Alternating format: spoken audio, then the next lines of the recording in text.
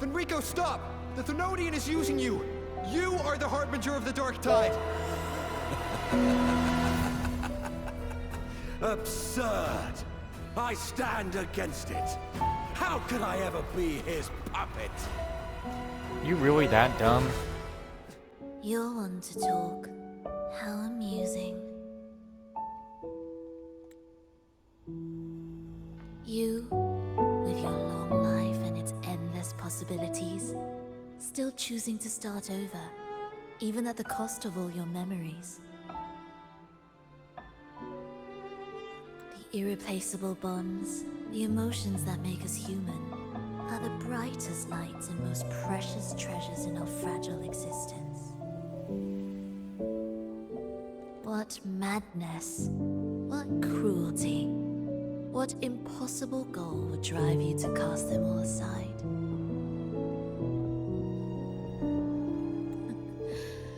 You've gone further than I ever could. She's cooking him, to be honest. Oh.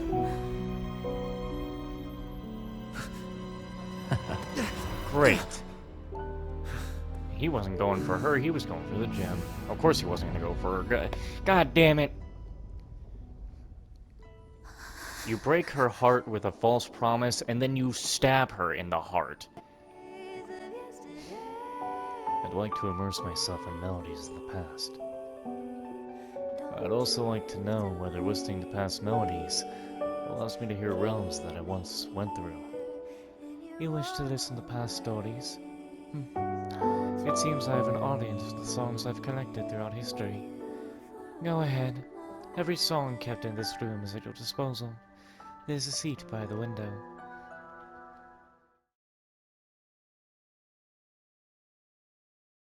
Well, hello everybody, and welcome back to Wuthering Waves, where last time we went and finished the Ferova quest. Well, it was... I call it the Ferova quest. It was kind of a story quest. Basically, it was a glorified companion quest. While it was mostly based around Ferova, it was still moving the actual main story. Anyway, speaking of main story, it's time to do the main story again. This is a test. When we're supposed to be... Basically, I have a... what I think is going to happen is this. Remember how Cardathea came out and we got the first half of the Septimont story, and then Lupa came out and we got the conclusion of the Septimont story, where Lupa went and fought, you know, Mia, which we actually can go and fight Mia now and grind her for materials. I'll probably have to do that for, you know, or I don't... Actually, probably not, because if I... You know what, never mind, I'll look at it later. Anyway, I feel like Augusta is here with the first part of the story, and I feel like we might be cliffhangered for, like, you know, 20 days until, you know, comes out, but we'll find out, won't we?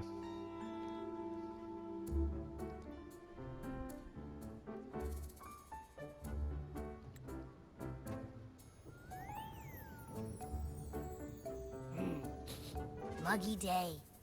Sky's gloomy, air's all wet. Oh, man. At least let me finish my sentence. Ugh. Ugh. Cold, cold, cold. Oh. Meal should warm you right up. Come on, get over here. All right. I'm famished. We barely had a bite sprinting all the way here from Raguna.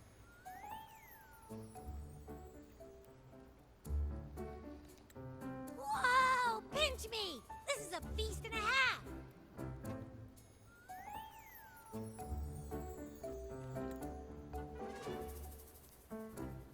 Hey, Rover. So, we did bring enough money, right? I mean, we kind of rushed out without grabbing anything. Oh, that? Don't worry. Money's not an issue. Augusta made sure we're covered. All our food and lodging here in Septimont is billed straight to the Ephor's palace.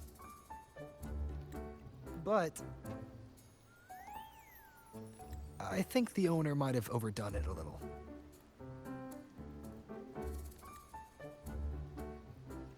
Ha! Better get used to it. You're the champ of the Great Aegon. And you know me. If food's on offer, I'll be a scoffer. Yeah, no leftovers, guaranteed.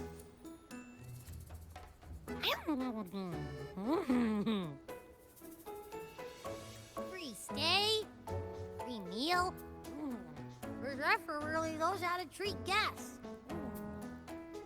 Maybe we should, you know, hang around a bit longer. No, Abby, I don't think so. We've still got work to do. This smells amazing.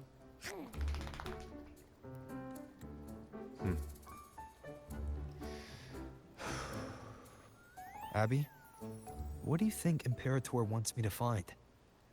If Cardathia is right, the last clue should be somewhere on the Sanguis Plateaus. We're so close to the finish line, just one step away. But our pace is slowed. Relax. We're already back in Septimont. What's the rush? I remember Lupa said there's this weird blight cloud hanging over the Sanguis Plateaus. And when the high tide, or whatever, rolls around, all the gladiators go there to hunt Tacit Discords. Wait, is the high tide coming up soon? The Aphor's invite did say something about a big hunt. Huh, that reminds me. Aren't we supposed to meet her today? A messenger came this morning. Augusta is dealing with an emergency, so our meeting's postponed. It looks like it'll be a while. An unexpected change. It's throwing everything off course. I don't like the feel of it. And why me for this hunt? If it's about the Great Aegon. The messenger said none of the other gladiators were invited. Who knows? Maybe she just wants to test her strength against you. Typical Septimontian, right? You think so?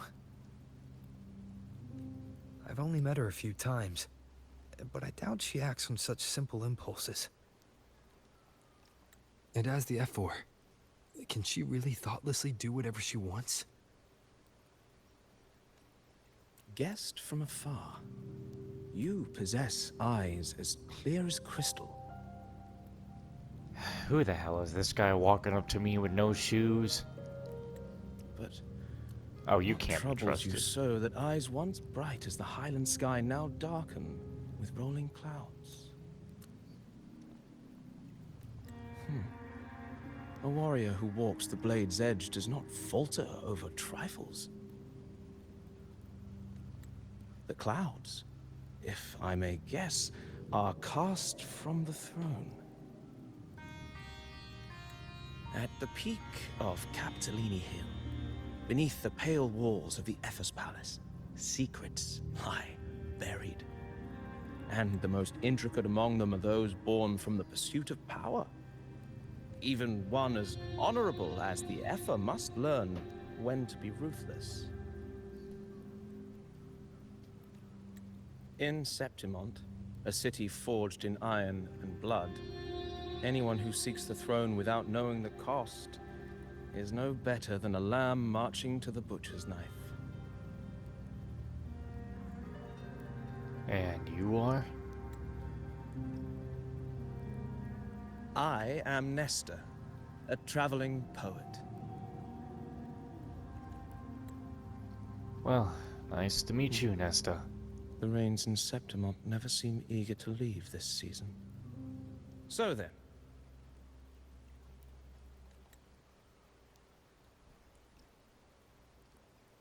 if you are curious about the Epher, then allow me to say that nothing would honor me more than to offer even a modest service to the champion of the Great Aegon. Wait, how do you know he's the champion? And all that stuff about the F4, too. Huh? Your eyes. Were we talking too loud?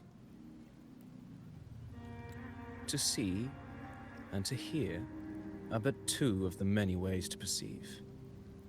Trusting the senses is a habit, a natural expedience, but not the only option. Truth be told, I've been gathering inspiration for my next epic, and its protagonist is none other than Augusta, the Ephor of Septimont. That's why I speak of her with some familiarity. I have a feeling your tale with her will soon be written. And knowing more about those who walk alongside you is rarely without its benefits. Then tell me more about Augusta. If you're so knowledgeable, I'd like to know. Augusta. A girl of humble birth, a resonator of modest talent, a commoner without noble patronage. And yet, from the den of wolves that is Septimont City, she rose and eventually claimed her place. Just like the burning sun was once a cloud of dust.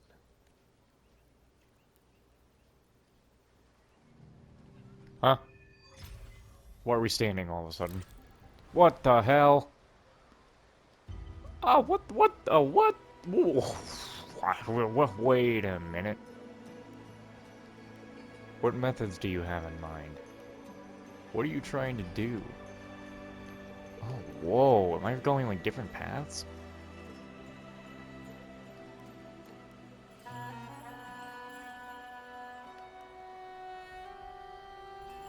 What are you trying to do? Perhaps having the listener become the protagonist decision would be a good option. Touch the sounds and images and you get to hear. Continue. At this moment you are Augusta. You shall relive her past, face the same choices she once made.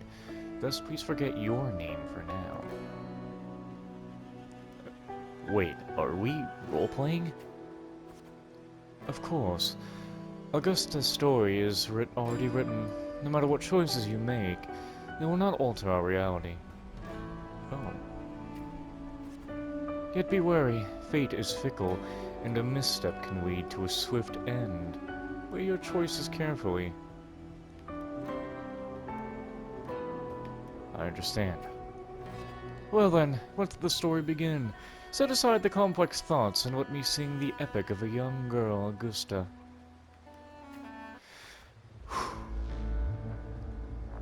A gentle, warm light begins to...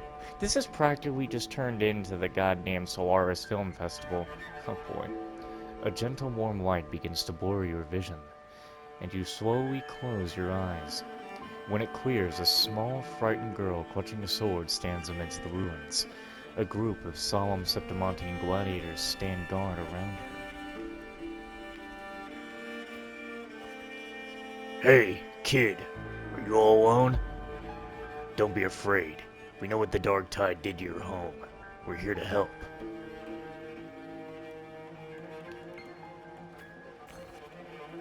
Different choices will change the corresponding stats value. I like it. Interesting. Establish yourself in Septimont. You must be hungry. Here. This should be enough to keep you starving for now. Take the food. Alright. We can take you to Septimont City. It's not safe here. We don't know when the next disaster will strike. Staring at these ruins ain't gonna change anything. Even if you rebuild these walls 1,000 times, they'll never hold against the Dark Tide. You don't have the strength to stop it. Bring your sword and come with us. The gladiators shake their heads and pat your shoulder.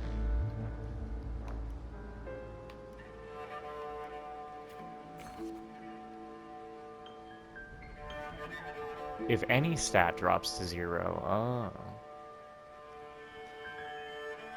I see. In the end, you chose to leave the village. The gladiator's words revealed a bitter truth. You lack the strength to protect the home you are leaving behind. In your travels, you engage with the gladiators. Following the gladiators, you arrive in the city of Septimon by ship. You wave them goodbye after arriving at the central square. Meanwhile, you notice the square is crowded with citizens.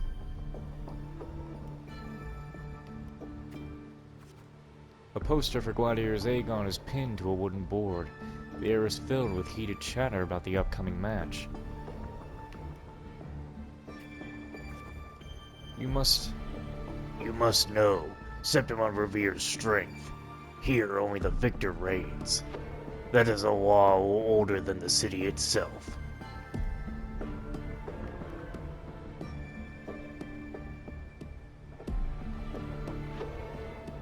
I would think it's important that Augusta knows, like, pretty much everything about the place. So, like, she would see the disdain. She would see the beauty, but she would see the dark. Eat or be eaten. Such is the way of the city. To survive, you'll have to find your bite and seize the crown with your own teeth. You can't stop thinking about their conversation. You realize that gladiators are the very symbol of strength in Septimon. If there's a way to dominate the arena, maybe you'll find the strength you're looking for.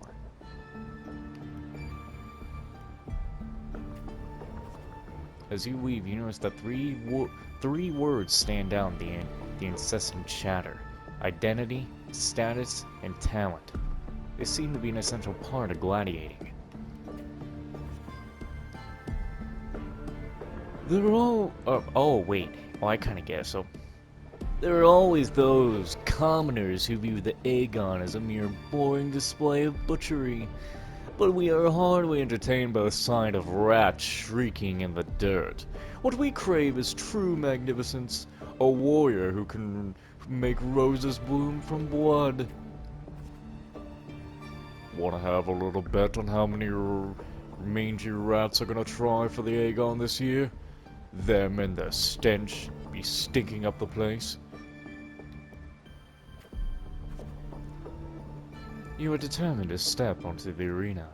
The rules demand a mentor at your back, someone to keep death from claiming you on the first day, and perhaps even teach you to fight through to the end. After hitting several dead ends, you eventually came across Kato. Kato is a required gladiator star, but takes on a few protégés. So, you want to join the Aegon, you say? Why don't you start by telling me about yourself? You recall the discussions about gladiators, identity, status, and talents. People in the city of Septimon seem to value these more than anything. You choose to... Oh, she wouldn't lie. The dark tide took your home, and you came to Septimon seeking strength? Is that so? You've got some metal, but that ain't gonna cut it here. Go home. People like you always show up with nothing but fancy dreams, only to see them crushed and trampled. I've seen enough of idiots like you.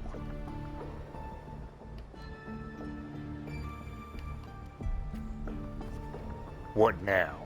Still here, are you? You think your stubbornness will change my mind? Pathetic. Alright then, let's have a duel. Land one strike and you win. If you manage that, I'll teach you how to be a true gladiator. This here is your entrance trial.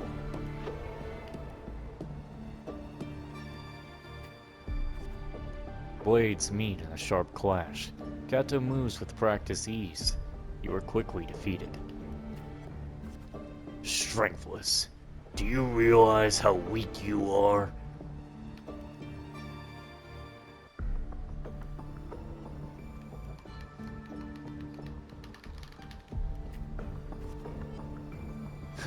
Do you really know who you're fighting against? Can you really best me? You can't. Now how do you plan to end this? Back for round 2, are we? Country lads like you sure are pestering as the city folks say you are, huh? Just like last time, you aren't much of a challenge to Kato. You are swiftly beaten once again. Well, shit! Go back. This is not your path. Too slow, too weak. Your foolish swings only bring smiles to your enemies. Then I'll be faster. Yeah, that would be... Is that your best? How naive. Well, I guess a rat that lives in the dark is never meant for the sun. Checkmate. You've lost. Still not ready to give up. Why don't you sell your sword? It'll get you some food at least. You stand before Kato again, dragging your exhausted body nearly at your limit.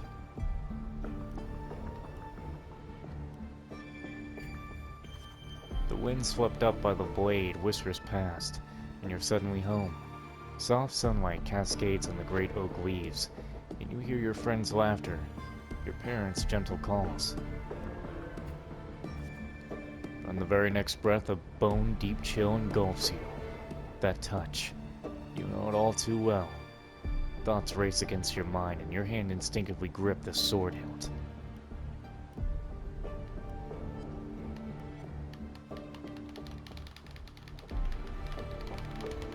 One of these will work.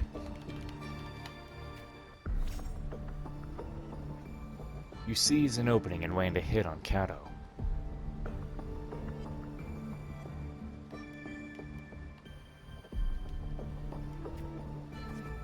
Kato hands you his sword and turns to leave.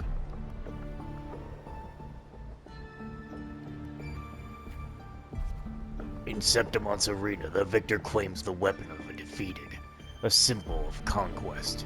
This sword is now yours. If you are determined to bite off that crown, do not fall before you get there. Augusta, that's your name, isn't it?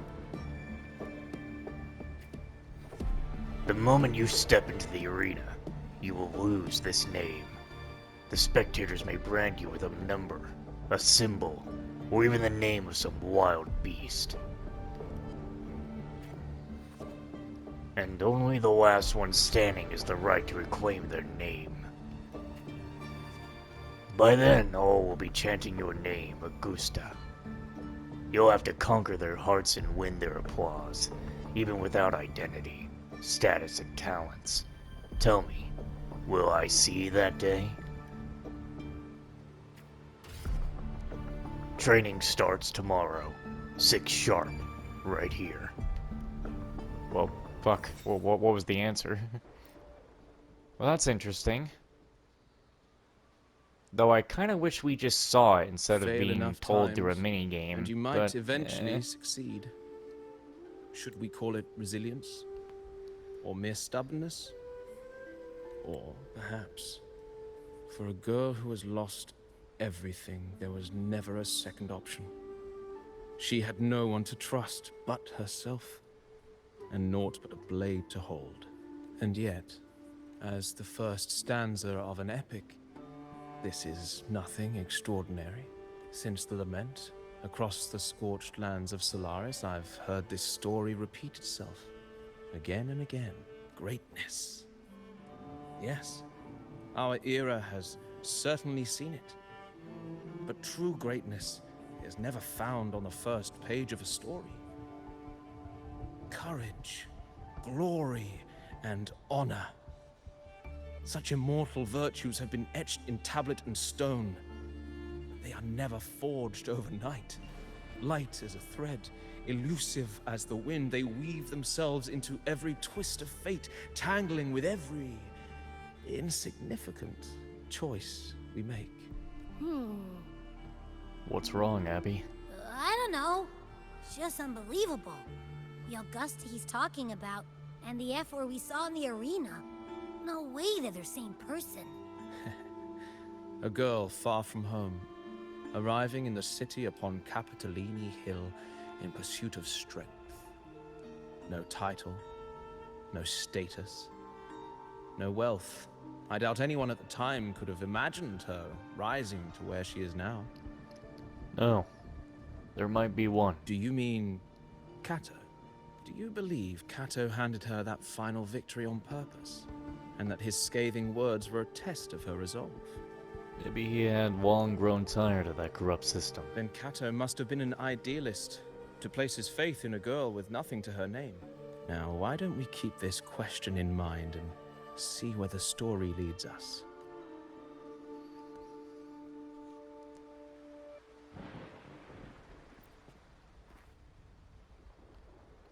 Well, yeah. How else do we continue the main story? Dawn breaks with a pale glow. A month has already passed under Kato's training, and today the grind continues. You arrive at the training site, repeating the same moves over and over again. It's begun to wear on your patience. You notice some gladiators training in moves you've never seen before. You decide to... I mean, it says that her patience has started to drain, so... You reflect on your training. It was always you alone, facing the wooden post, patching yourself up over and over. Days slip by and the gladiator's Aegon draws near. Today, Kanto will give you one final lesson. I've done all I can to prepare you. Now, you're on your own. Here's my final task for you. Tell me, why do you want to become a gladiator? What pulls you through all this training? Your ideal has never faltered since you left home. To be strong enough to protect others, you meet Kato's gaze, and he reads the answer in your eyes. In the meantime, a flicker of desire crosses your eyes. You recall Kato's words from when all of this started. By then, well, I mean, I did already say it, so... I'll make it happen.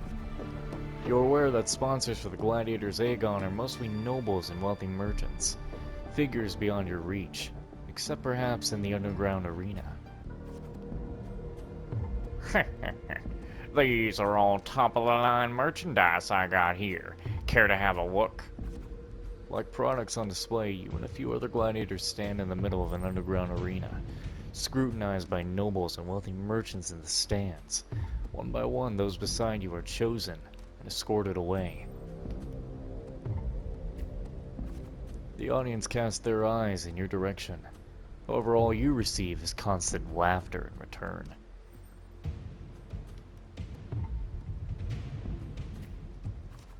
These laughs. Oh, these laughs. So they really did have a hand in that disaster.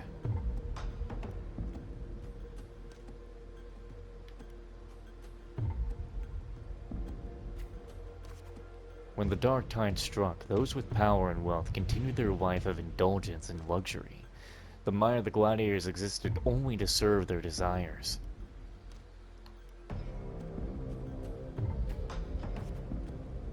Well, well, a village girl with such unremarkable forte dreaming of power and strength. I can't remember the last time Septimont had a joke this amusing.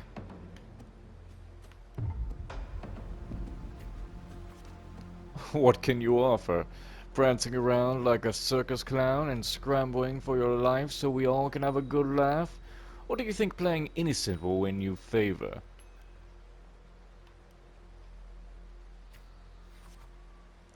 Anyone interested in this one? After all, watching the weak struggle is always a fine source of entertainment.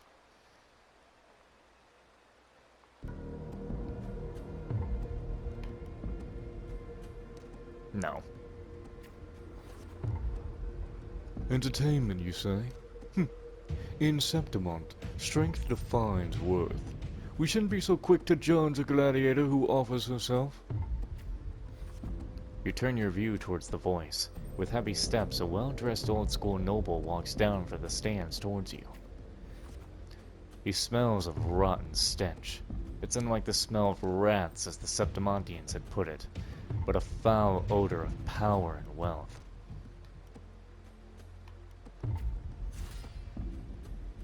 I engage only in profitable ventures. To stand in the arena, you must prove your worth. I have 3 trials for you. Survive them. We may speak further, brave young lady. Okay. Wow, we're getting right into it.